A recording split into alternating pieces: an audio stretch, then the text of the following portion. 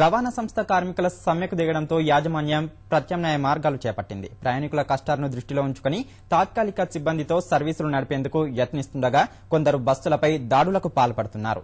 ఖమ్మం జిల్లాలో 3 బస్సులపై దాడికి పాల్పడ్డారు. ఉదయం కొత్తగూడెం నుంచి ఖమ్మం వస్తున్న 3 బస్సులపై దుండగులు రాళ్లు రువ్వారు.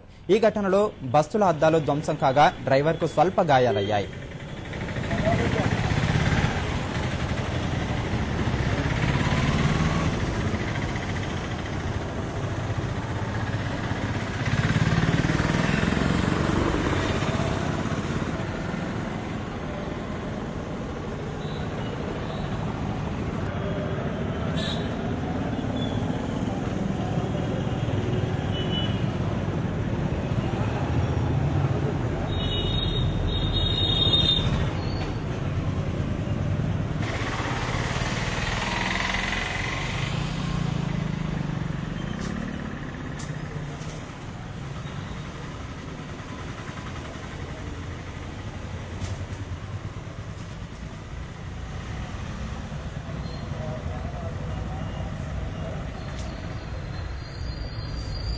కొత్తగూడెం నుంచి ఖమ్మం వస్తున్నాం.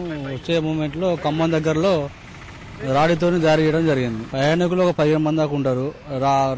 రాయి పట్టుకొని డ్రైవర్ మీదకి మనిషి దాడి చేయడం జరిగింది. ఉరికొచ్చకుండా రాయితోని కొట్టడం జరిగింది. మనిషి ఉన్నాడు, కొట్టి పరారైపోయినాయి.